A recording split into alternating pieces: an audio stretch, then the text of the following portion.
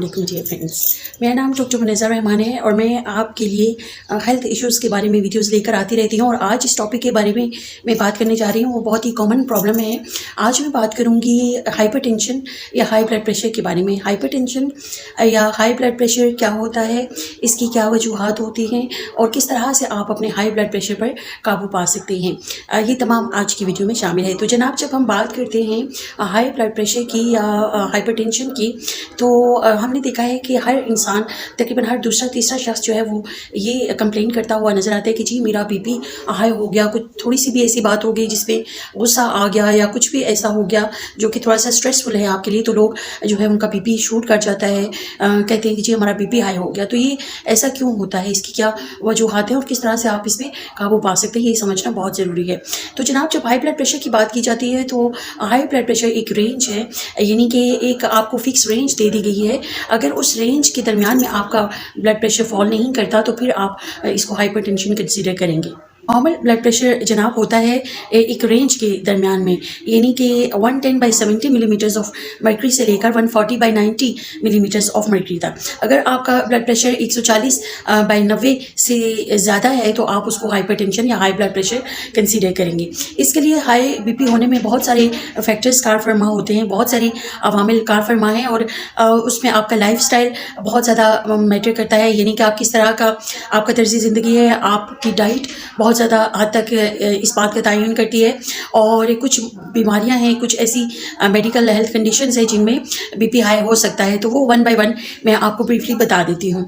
तो जनाब, अगर लाइफस्टाइल आपका सीडेंट्री है, आप हल्की फुल्की चहलकदमी या वर्जिश नहीं करते, ज़्यादा टाइम बैठे रहते हैं, यानी कि बहुत सारे लोग जिनका वर्क, नेचर ऑफ वर्क ऐसी होती है, ऐसा काम करते हैं, उनका ऑफिस में बैठना ज़्यादा टाइम के लिए होता है और उनकी कोई फिजिकल एक्टिविटी नहीं होती, तो ऐसे लोगों में हाई ब्लड प्रेशर बहुत ज़्यादा कॉमनली हमें देखने को मिलता है। क्योंकि बैठने से अगर आपकी फिजिकल एक्टिविटी नहीं है तो आपका वजन बढ़ सकता है और फिर ओबेसिटी या वेट गेन जो है वो आपके हाई बीपी का बायस बनता है। फिर इसी तरह से अगर आप वर्जिश नहीं करते, एक्सरसाइज नहीं करते, तो फिर भी आप डेफिनेटली इसका शिकार हो सकते हैं। फिर डाइट है, अगर आप बहुत ज़्यादा जंक फूड लेते हैं, ऑयली फैटी चीज़ें ज़्यादा ले रहे होते हैं अपनी डाइट में, आप हेल्दी डाइट प्लान फॉलो नहीं करते, तो फिर भी आप हाई ब्लड प्रेशर का शिकार हो सकते हैं। यानी कि आप अगर बहुत ज़्यादा मिर्च मसाले वाली स्पाइसी चीज़ें लेते हैं तो फिर आपको हाई ब्लड प्रेशर हो सकता है। फिर कुछ ऐसी मेडिकल कंडीशंस हैं जैसा कि मैं पहले जिक्र कर चुकी हूँ, जैसे अगर किडनी की कुछ डिजीज़ हैं, क्योंकि हमारी ब्लड प्रेशर या हमारी ब्लड प्रेशर को मेंटेन करने में हमारी किडनीज़ का या हमारे गुर्दों का बहुत ज़्यादा दखल होता है। और अगर किडनी की कोई बीमारी है तो तभी आपको हाइपरटेंशन या ब्लड प्रेशर हो सकता है। मुख्तलिफ़ किस्म की ट्यूमर्स अगर जिस्म में हों, जैसे फियोक्रोमोसाइटोमा है या ब्रेन ट्यूमर्स है मुख्तलिफ़ किस्म की, तो उसमें भी बीपी हाई हो सकता है। हार्मोनल डिस्टर्बेंसेस में भी बीपी शूट कर देता है। और फिर इसी तरह से कुछ कार्डियक या हार्ट की ऐसी डिजीज़ है या दिल के कुछ ऐसे अमराज हैं जिनमें बीपी हाई हो सकता है। इस तरह बहुत सारी कंडीशंस हैं जिनमें आपका बीपी जो है वो डिस्टर्ब हो सकता है। लेकिन ये जानना ज़रूरी है, आपके लिए जो ज़रूरी बात है वो ये है कि आप अपना बीपी रेगुलरली चेक करवाएं। और अगर आपको डाउट हो कि आपका बीपी नॉर्मल नहीं है तो आप अपने प्रॉपर किसी भी अच्छे मुस्तनद डॉक्टर से रजू करें। और अगर आपकी लाइफस्टाइल मॉडिफिकेशन के साथ, डाइट कंट्रोल के साथ आपका बीपी कंट्रोल नहीं होता तो फिर आपको मेडिसिन लेने की ज़रूरत है।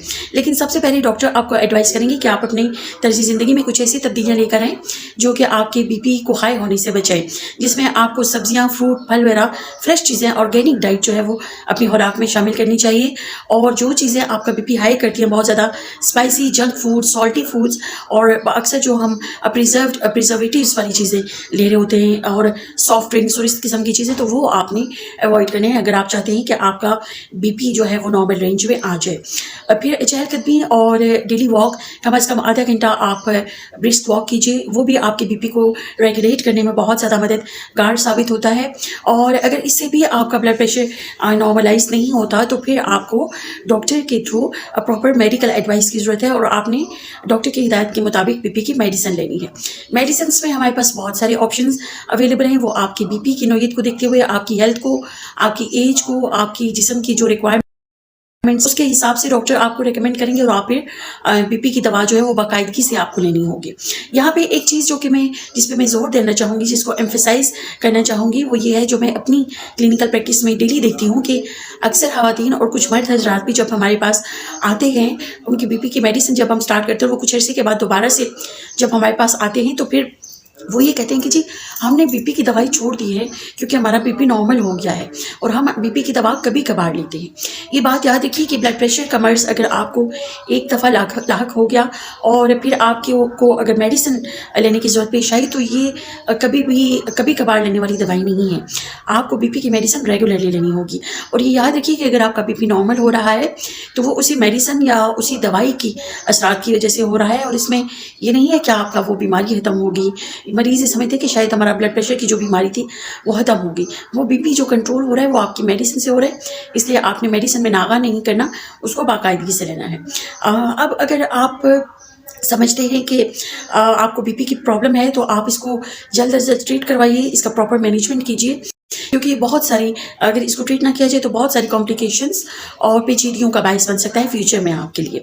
क्योंकि इसको ये बहुत सारी कॉम्प्लिकेशंस करता है, आपके जिस्म के तकरीबन तमाम मेजर ऑर्गन्स को, तमाम सिस्टम्स को इफ़ेक्ट कर रहा होता है और बुरी तरह से इफ़ेक्ट कर रहा होता है, जो कि बाद में आपके लिए बहुत ज़्यादा प्रॉब्लमेटिक हो सकता है। तो इसको खामोश कातिल या साइलेंट किलर भी कहा जाता है, क्योंकि इब्तिदा में हाई ब्लड प्रेशर की कोई अलामात नहीं होती। तो अलामात कुछ मरीज़ों में बहुत लेट आती हैं, जैसा कि सर में दर्द हो सकता है, चक्कर आते हैं और मतली उल्टी वगैरह हो सकती है और वीकनेस होती है, घबराहट होती है, दिल की धड़कन तेज़ हो जाती है। इस किस्म की जब अलामात आती हैं तो फिर आपको डॉक्टर से रजू करना चाहिए। लेकिन अगर ये अलामात ना भी हों और आपको पता है कि आपका बीपी हाई होता है तो फिर भी आपको प्रॉपर मेडिकल एडवाइस की ज़रूरत है। तो अभी थोड़ा सा अगर मैं कॉम्प्लिकेशंस पे बात करूं या अगर मैं बात करूं कि क्या इसकी पेचीदगियां हो सकती हैं, तो डेफिनेटली इसकी बहुत सारी पेचीदगियां हैं, जिनमें ये गुर्दे आपके मुतासिर हो सकते हैं, गुर्दे फेल भी हो सकते हैं, दिल का दौरा पड़ सकता है, ब्रेन हेमरेज या फालिज का हमला हो सकता है, आपकी नज़र या आई साइट बुरी तरह से मुतासिर हो सकती है। तो ये बहुत सारी कॉम्प्लिकेशंस हैं जो कि हाई ब्लड प्रेशर इस अमर की है कि बचाए नाश्ता आप क्या हाई ब्लड प्रेशर आपके लिए इस किस्म की पेचीदगियाँ लेकर आए। आप इसको ट्रीट करवाइए, किसी भी अच्छे डॉक्टर को दिखाइए, इसकी मेडिसिन स्टार्ट करवाएं और अपनी तर्ज़ी ज़िंदगी में और डाइट में ऐसी तब्दीलियाँ लेकर आएँ जो कि हेल्दी हो। हेल्दी फूड अपनाएं और हेल्दी रहें और अपने फैमिली का, अपने बच्चों का, अपने इर्द गिर्द लोगों का ख्याल रखें। और मज़ीद अगर ऐसी वीडियोज़ देखना चाहते हैं तो मेरे channel health by doctor Munazza को सब्सक्राइब कीजिए और मुझे कॉमेंट सेक्शन में बताइएगा कि ये वीडियो आपको कैसी लगी।